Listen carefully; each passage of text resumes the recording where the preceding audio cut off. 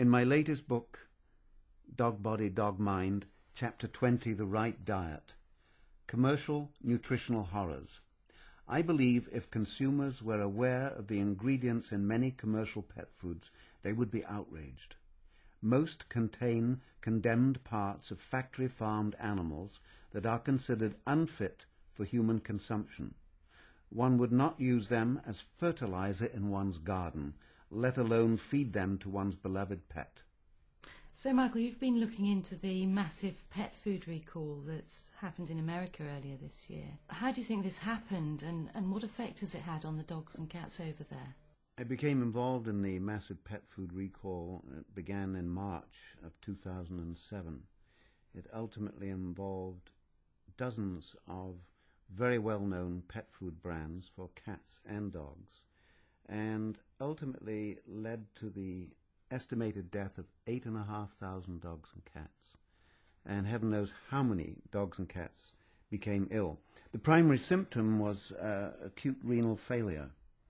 And there was a hue and cry. The FDA was involved.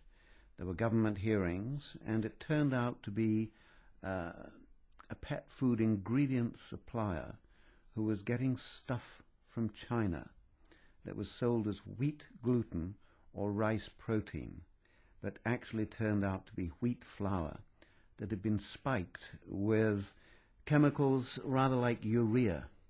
Now, you can feed urea to cattle, and they digest it and process it well as a very cheap source of protein. And the Chinese were putting this in as a cheap source of protein.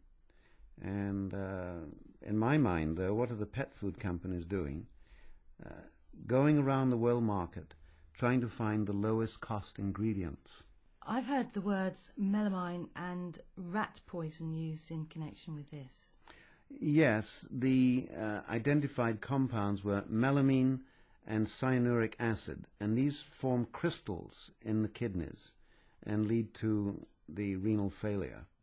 But there was another compound identified that was called rat poison initially.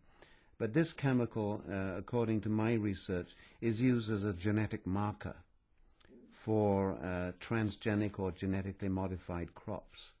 And this, I believe, was an indicator that genetically engineered ingredients are going into pet foods. But the FDA denied that there was any problem with that. But when you are putting genetically engineered ingredients into pet foods, we know that most of the genetically engineered crops are engineered to be resistant to herbicides. So essentially cats and dogs were getting a double whammy from the melamine and the genetically engineered crops. And the chemical involved is called meloride, and it is used as a genetic marker. The pet food manufacturers claim that they use byproducts from food passed as fit for human consumption. Is this something that you would recognise? Well, if the byproducts are considered fit for human consumption, why are they not used for human consumption? The byproducts often lack essential nutrients. They are not whole foods. We're talking about corn starch, corn gluten, wheat flour, wheat gluten, wheat bran. These are fragments, and they've been highly processed in the process of making human foods, and then they are processed again at high temperatures to manufacture the pet foods. So the bottom line is, don't eat any foods that have been manufactured. Eat whole foods.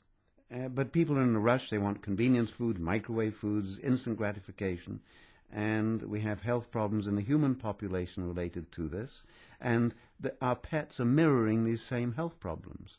Obesity, diabetes, high incidence of cancer, impaired immune systems, the list goes on and on, chronic skin infections especially.